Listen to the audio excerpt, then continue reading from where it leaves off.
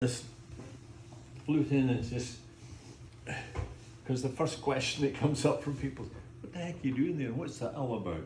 So actually, that little piece is going on to this piece here, and this object in my hands is a flute. It's missing the mouth hole just now. I have another one where the mouth hole's finished and it plays very nicely, but I kind of like the finish of this wood boxwood, your garden hedge. It's called a one-keyed flute, and this is the type of flute that was played in the late 1600s and early 1700s in what's called the Baroque period of music and art in Europe, especially. And did you engrave that key too? Yes, I like to try and do everything myself rather than have people do it for me. So this is silver with the hand cut, and the cuts have got 24 karat gold in them. So that gives it a kind of a contrast that we Scottish Highland people like, and we have it in our brooches and stuff. A lot of great Irish and Scottish and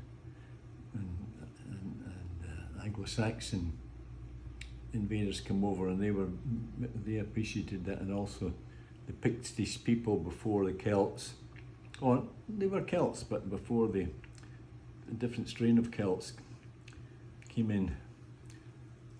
So, and it's the original maker was a Frenchman, so I've just to honour him. His name is Rippert en français, and an English speaker would look at his name and call it Rippert, R-E-P-P-E-R-T, but in French, Rippert, and France. So there's the fleur de lis symbol, beloved in France.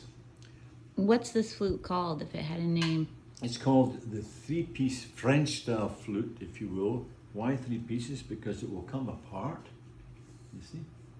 It will come apart. The better to go in a case and maybe in a pouch in your coat.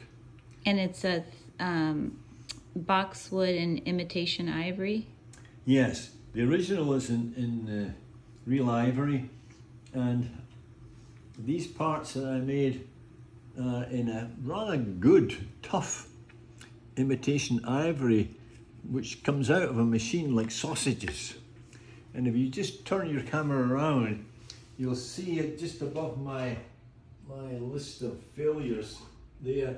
Look at those big round bars. Oh, these up here. And they are Heavy. how I buy this Arvarin. And it's, blessedly, it's quite tough. And I'm hoping now that the Chinese have got, and you see they've stirred into this, as they make these sausages, they've stirred into it the grain, kind of. The grain, and you see it better when it's just bored smooth on the inside.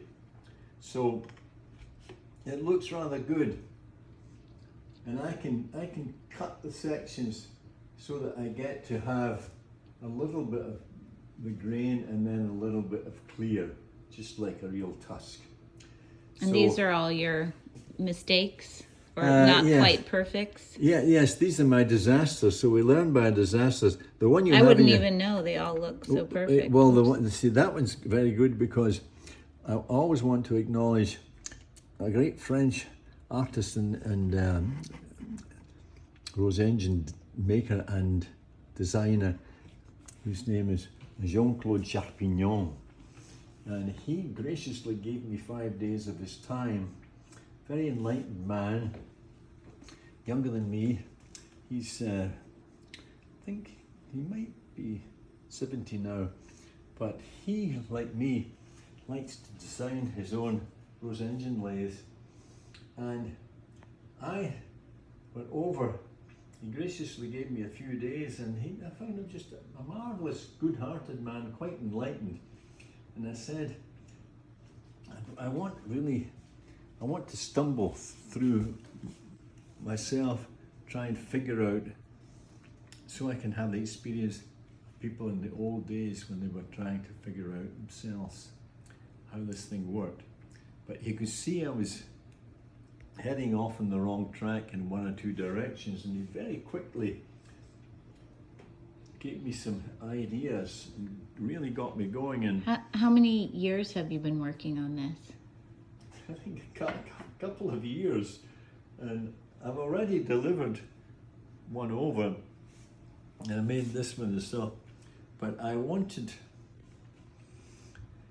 this is not quite exactly the same in every microscopic detail as the original, but now I'm making the museum where the original lies has been beautifully, the original has been beautifully repaired by a younger colleague of mine, one of the world's great makers, Giovanni. And Giovanni and I are collaborating. I'm not allowed to go to Switzerland because it's too unhealthy a country with our COVID history. And so Giovanni and I have decided to collaborate. So he's making the wooden part, I'm making these parts, and I'm sending these parts, you know, I make all the things that are white, imitation ivory, because it would be destroyed if it was real ivory.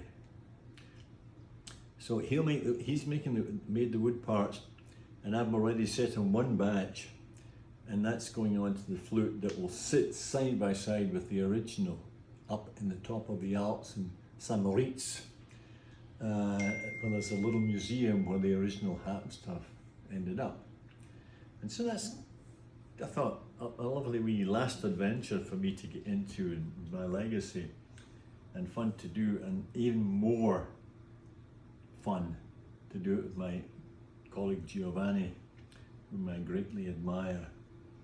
And so that's basically what all of this is like. I'm so glad you've taken an interest in actually the details of the mechanism, Katrina, because many people have an abhorrence of mechanisms, and they just see a kind of, they don't see detail, they just see something that they don't want to know anything about.